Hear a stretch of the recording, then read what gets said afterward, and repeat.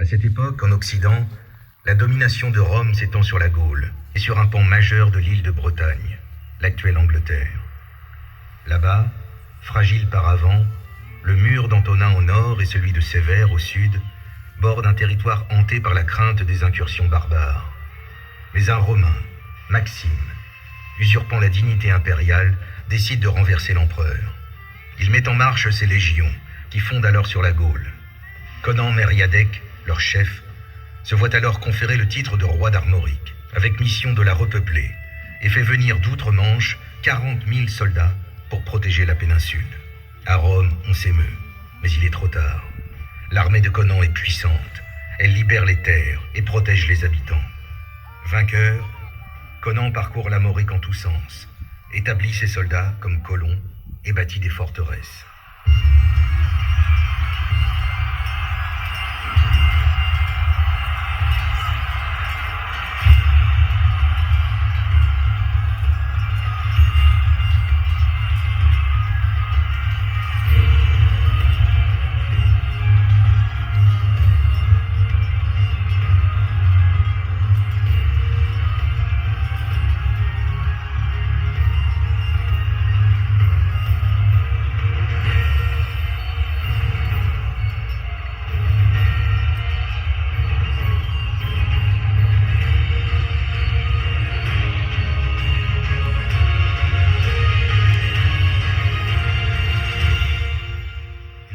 Ces hommes prennent pour femmes des Gauloises.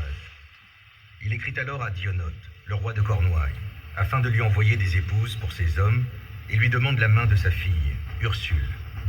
Dionote accepte et dans le port de Londres rassemble 11 000 jeunes vierges nobles et 60 000 roturières. Pendant la traversée, la flotte est violemment dispersée par la tempête et nombre de jeunes femmes périssent dans les flots déchaînés. Seule Ursule et quelques autres dérivent vers les abords de la Hollande, vers l'embouchure du Rhin. Elles tombent aux mains des Huns, qui les massacrent sans pitié. Unique survivante, Ursule, digne et courageuse princesse, refuse d'épouser leur roi, qui, furieux, la fait exécuter.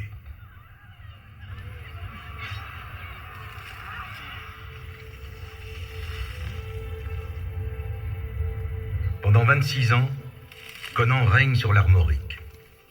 Il réduit l'influence des druides. 2 siècles durant, la partie chrétienne grandit. Fuyant l'oppression des Saxons et des barbares, de nombreux Anglais de l'île de Bretagne émigrent par familles entières sur le continent. Parmi eux, un moine, Gilda. Au VIe siècle, il crée l'abbaye de Rhuys, dont l'influence ne cesse de croître. Les moines, outre la prière, consacrent de nombreuses heures à l'intense travail de la terre. Défrichement, plantation, marais salants.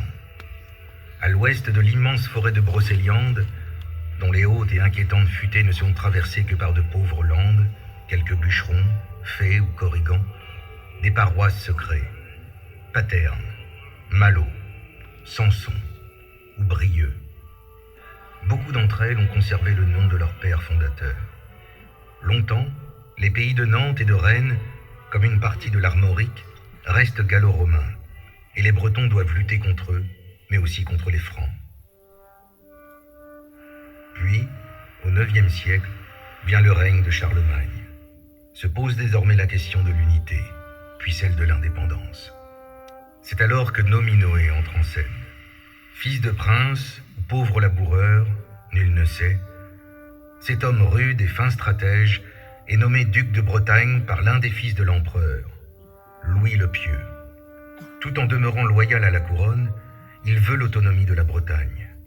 Il assoit fermement son autorité sur ses compatriotes divisés et querelleurs. Par ailleurs, il veille à protéger la péninsule par un territoire baptisé la Marche, à l'entrée de la région. S'ensuivent alors 15 années de paix. Puis, profitant des incursions vikings et de plusieurs guerres fratricides, Nominoé pressent le chancellement des Carolingiens. En 845, à Ballon, près de Redon, à la tête des troupes bretonnes, il anéantit celle des Francs, menée par Charles le Chauve, l'autre fils de Charlemagne. Ce jour-là, alors que des trompes franques gémit la défaite, naît alors le sentiment d'appartenance à la Bretagne.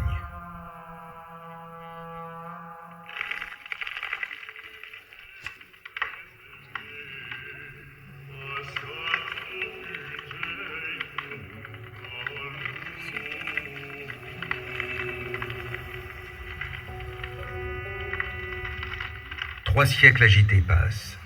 En 1169, Constance, héritière du duché et descendant de Conan Mériadec, épouse Geoffroy Plantagenet. Les Plantagenets influencent longtemps et profondément la Bretagne. Ils mettent en place une administration solide et procèdent à de nombreuses réformes souvent bien perçues par les habitants. Aussi, les Bretons considéreront-ils longtemps comme légitime la prétention des Anglais sur la Bretagne. Geoffroy est le fils du roi Henri II d'Angleterre. Il est le frère de Richard Cœur de Lion et de Jean Santerre. Par sa mère, la belle Aliénor d'Aquitaine, Geoffroy est devenu duc d'Anjou, du Maine et de Touraine.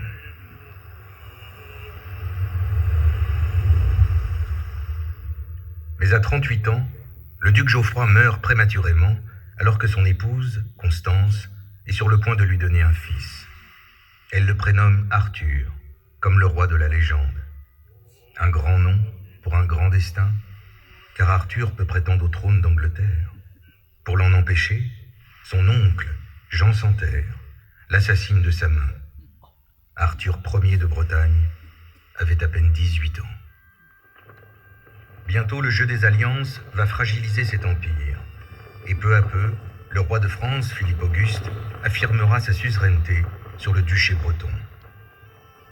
En 1213, l'une des filles de Constance, Alix, née d'un troisième mariage, épouse un prince capétien, Pierre de Dreux. Il devient alors régent du duché de Bretagne. Commence alors le temps de Sussigno.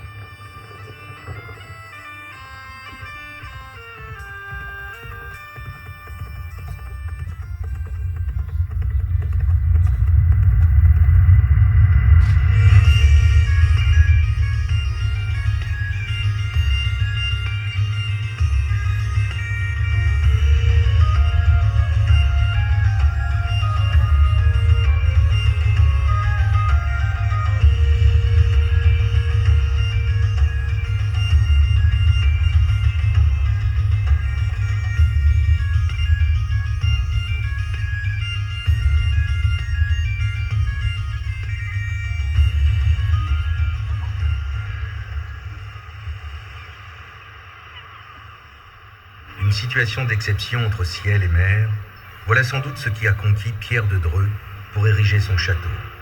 Et quel château, ici, à Sussigno. Pierre de Dreux se dit poète, mais ici en Bretagne, on le sait violent, autoritaire et ambitieux. Prince du sang royal, souvent rebelle mais fidèle vassal du roi de France, redouté du haut clergé, Pierre de Dreux veut montrer sa puissance. Devenu Pierre Ier de Bretagne, il rêve d'asseoir sa grandeur. Sussigno se doit de tutoyer le ciel. Dès le printemps 1218, l'air résonne des échos du labeur de nombreux artisans. Charpentiers qui hissent et assemblent les solives et les lourdes poutres de chêne. Menuisiers, habiles sculpteurs de coffres et de boiseries, qui s'efforcent de traduire les rêves de leur seigneur. Indispensables plâtriers et ingénieux maçons, inlassables carriers, tailleurs de pierre, forgerons et cordiers. Ici, pendant un siècle, tout le savoir-faire médiéval sera mobilisé pour édifier, au milieu des marais et des taillis, une bâtisse majestueuse, agréable à vivre, mais sûre.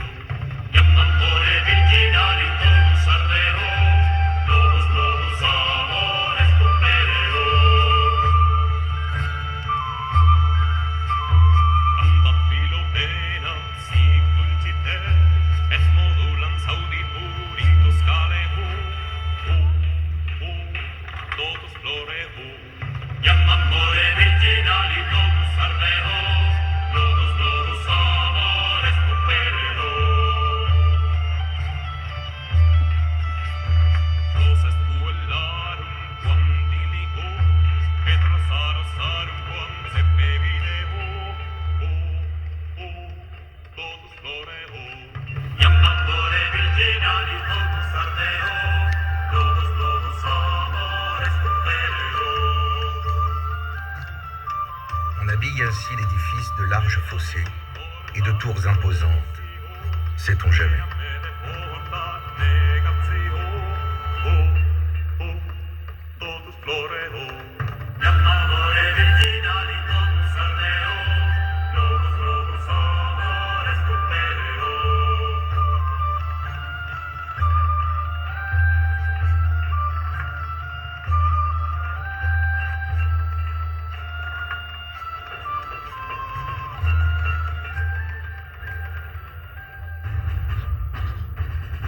Tandis que s'élève Sussigno, après quelques années de régence, et avant de prendre la tête d'une croisade, Pierre Ier remet le duché à son fils, Jean Ier le Roux. À celui-ci désormais de poursuivre le grand œuvre. Jean y résidera souvent. En 1270, c'est de Sussigno qu'il partira, avec une petite troupe, rejoindre la 8e croisade aux côtés de Saint-Louis. Pendant plus d'un siècle, Sussigno prospère. Ses ducs, souvent indisciplinés, restent fidèles à la couronne de France, mais protègent habilement la Bretagne du tumulte de la guerre de 100 ans.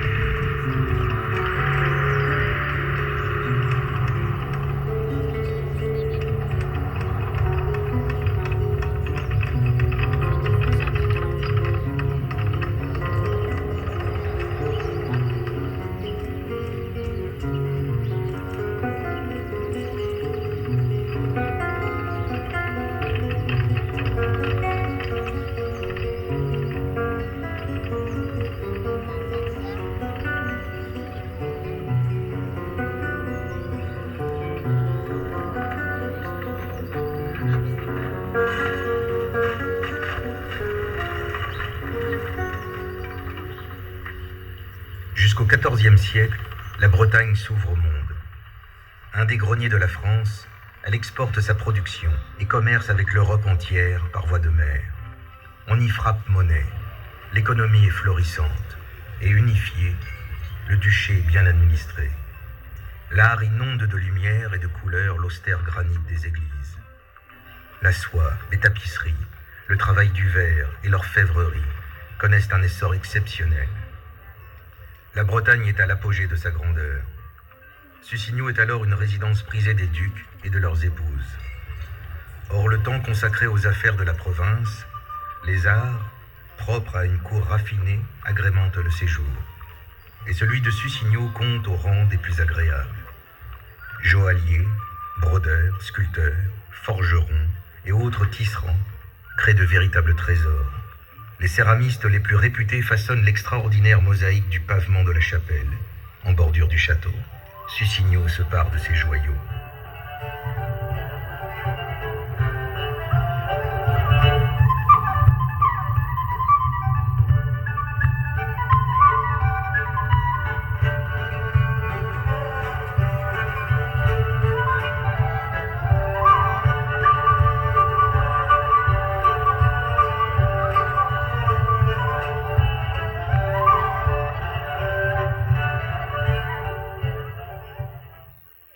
Entourée d'une forêt giboyeuse, la chasse occupe une grande place dans l'art de vivre au château.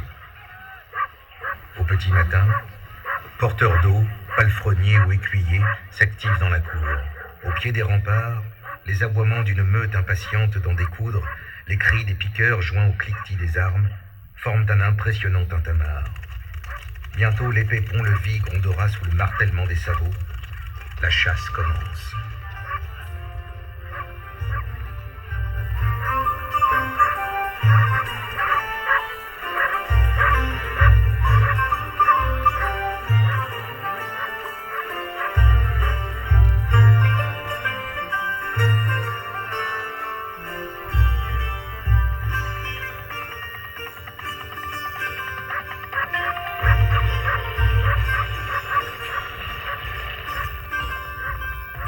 journées de Sussigno sont une véritable partition rythmée par quelques fêtes ou banquets, l'accueil d'un hôte de marque, les tournois chevaleresques, ou les longues chevauchées galantes en forêt ou au bord des flots. Ainsi s'écoule la vie à la cour ducale, jusqu'au 30 avril 1341. Ce matin-là, le duc Jean III de Bretagne meurt à 55 ans. Malgré 3 mariages, il n'a pas d'héritier. La guerre pour la succession de Bretagne est sur le point de débuter.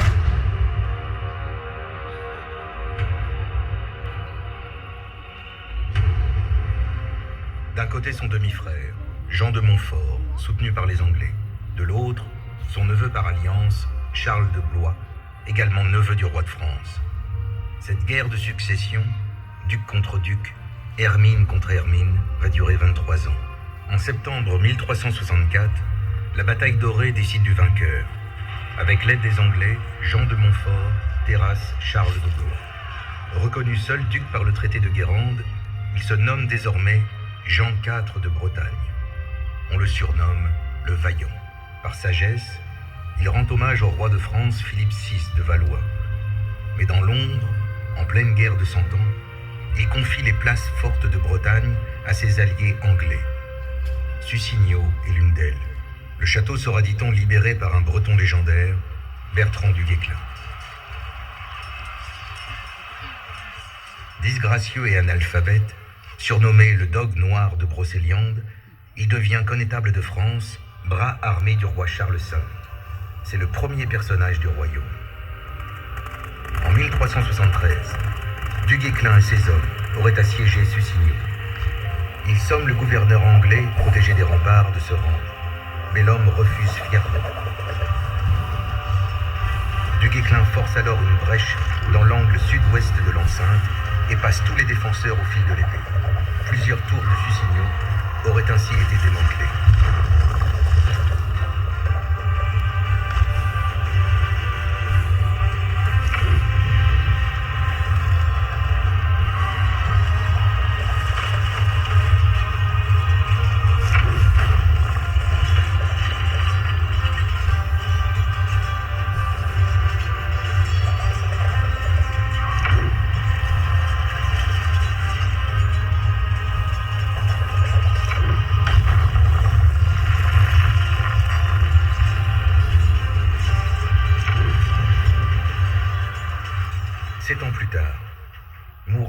Siège dans le Givaudan, du Guesclin confiera ses dernières volontés à un autre breton, Olivier de Clisson. Nommé à son tour connétable de France, Clisson parcourt le pays en tous sens afin de soumettre à la couronne les territoires repris aux Anglais. Devenu borgne au combat, il est impitoyable. Il est surnommé le Boucher après avoir exécuté lui-même 15 prisonniers anglais. Pour le duc Jean IV de Bretagne, proche des Anglais et soucieux de son autonomie, il faut éliminer Clisson.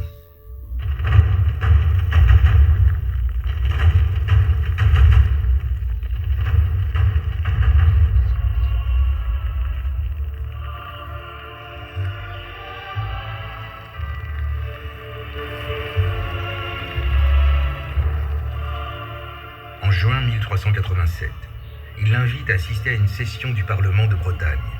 Là, il le fait capturer, coudre dans un sac afin de le jeter à la mer. Puis il se ravise, confisque ses biens et exige une énorme rançon en échange de sa libération.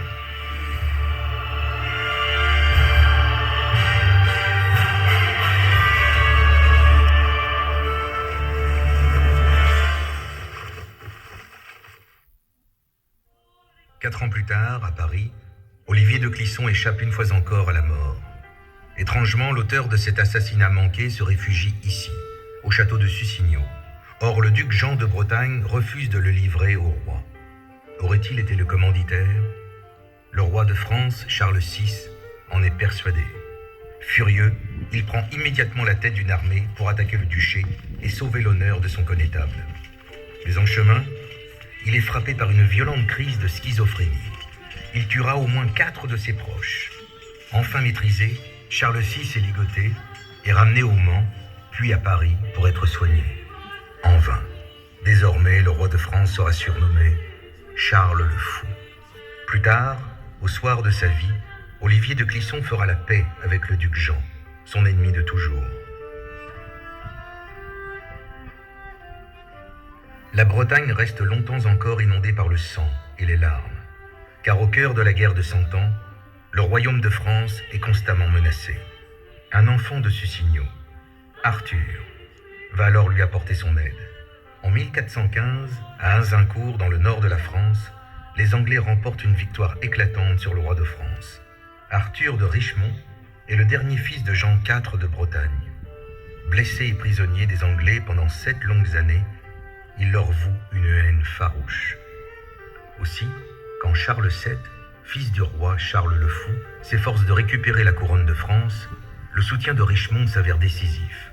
Il appuie l'effort de Jeanne d'Arc et libère la Normandie. En 1429, Charles VII est sacré à Reims. Arthur de Richmond, connétable de France, crée pour lui la première armée permanente d'Europe. Ainsi, en 3 générations, à une époque charnière de l'histoire, la Bretagne aura fourni à la France 3 grands connétables.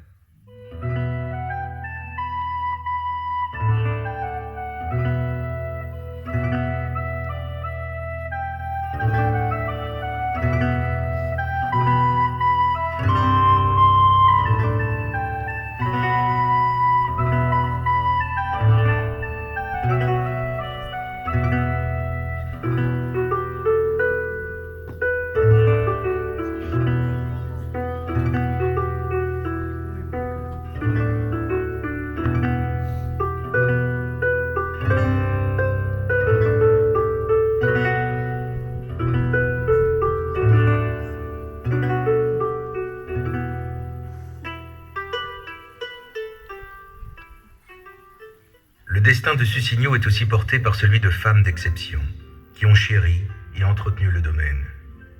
À commencer par Isabeau d'Écosse.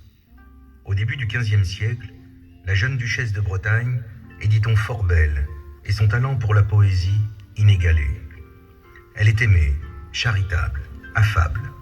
Sans doute veut-elle effacer le souvenir honteux attaché à la mémoire de son époux, le duc François, dit le fratricide, qui aurait contribué à l'assassinat de son propre frère. Attachée au domaine, elle le rénove, le modernise, y apporte l'eau grâce à la fontaine, dite de la duchesse, située à 1 kilomètre au nord du château. Son souvenir ici reste vivace, comme celui de sa belle-fille, la bonne duchesse Françoise.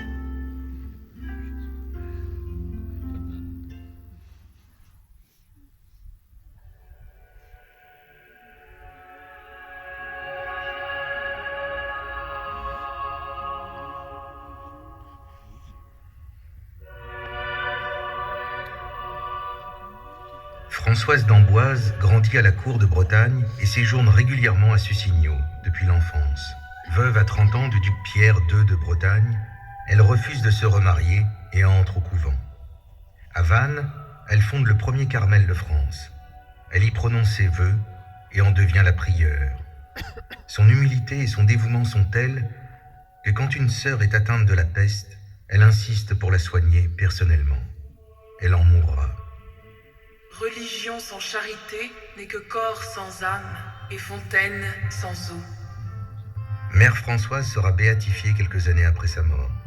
Mais c'est la duchesse Anne de Bretagne qui est sans doute la plus célèbre des femmes de Sussigno. À la mort de son père, le duc François II, Anne a 12 ans. Elle est l'unique héritière du duché de Bretagne, de quoi attiser toutes les convoitises, en particulier celle du futur empereur germanique, Maximilien de Habsbourg. À 13 ans, Anne de Bretagne l'épouse par procuration. L'union est symboliquement consommée selon une étonnante coutume allemande. En l'absence de Maximilien, Anne, couchée sur un lit de parade, avait sorti sa jambe gauche dénudée, et Wolfgang, l'émissaire de Maximilien, debout à côté du lit, mit sa jambe à côté de celle d'Anne pour signer l'union de son maître avec la duchesse. Cependant, le mariage n'a pas reçu le consentement du roi de France, prévu par traité. Il est donc annulé. Anne épousera le fils de Louis XI, le futur Charles VIII.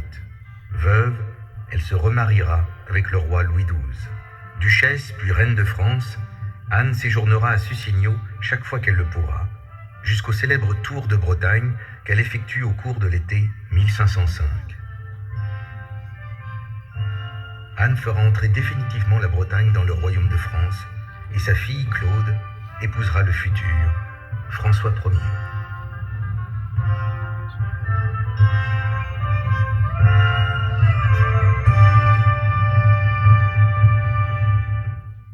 Les liens sont parfois surprenants entre Sussigno et l'histoire. Celle-ci croise particulièrement celle de l'Angleterre. Au milieu du XVe siècle, la guerre des 2 roses secoue l'île d'Outre-Manche.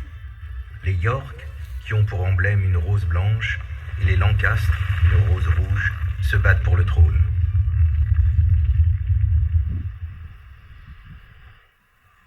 Pour sauver sa vie, le dernier des Lancastre, le jeune Henri Tudor, 14 ans, cherche à se mettre sous la protection du roi de France.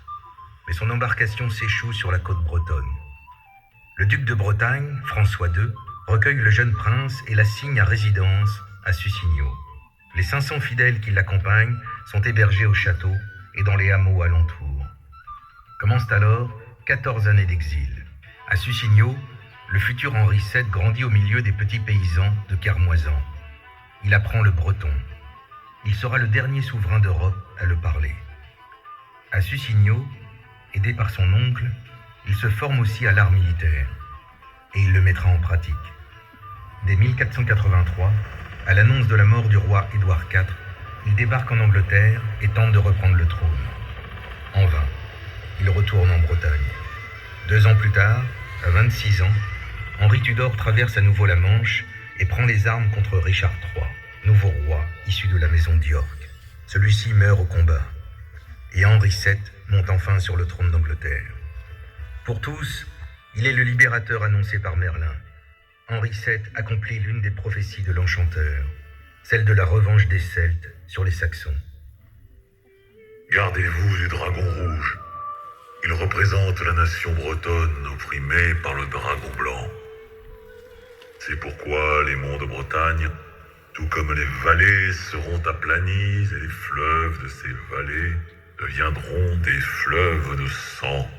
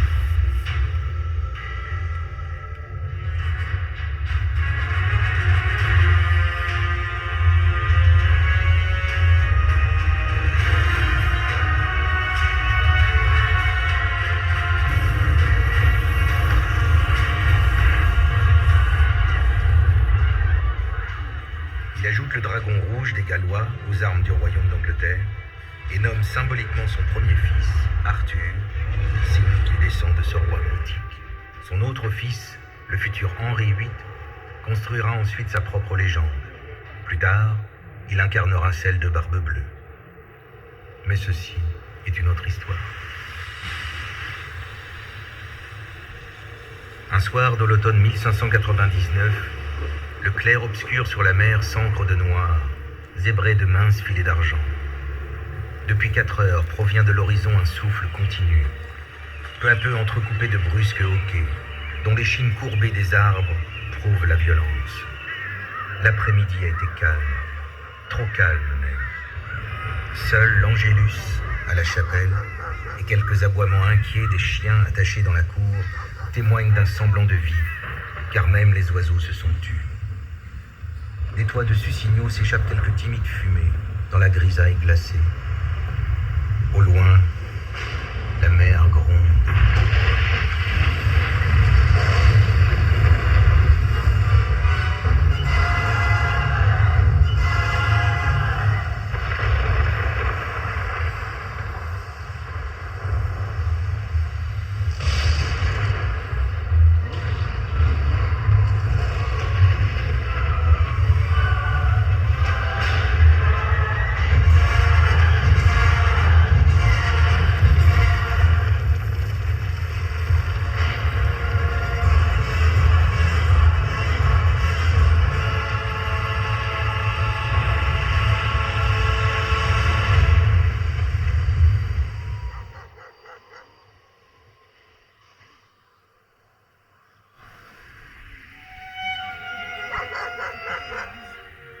À l'aube, un profond silence envahit le lieu. Un chien aboie, un hennissement issu des écuries parvient aux oreilles des hôtes, terrés dans les salles froides et ventées. Peu à peu, la vie reprend ses droits. Mais désormais sans clocher, l'Angélus se taira. À jamais.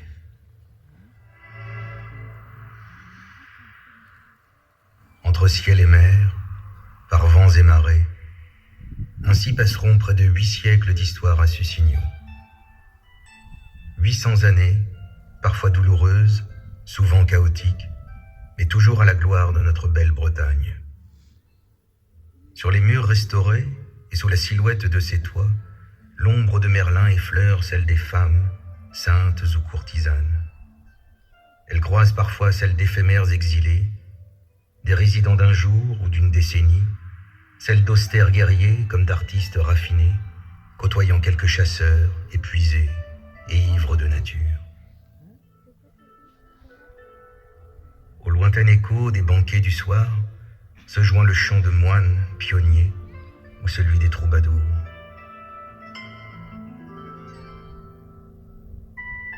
Parfois, au pied des remparts, réminiscence de la fureur des passions comme des légendes anciennes, une légère brume témoigne du dragon à peine assoupi.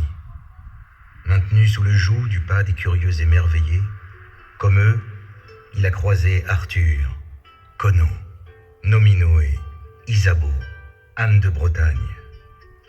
À Sussigno, les murs ne racontent pas l'histoire, ils la chantent.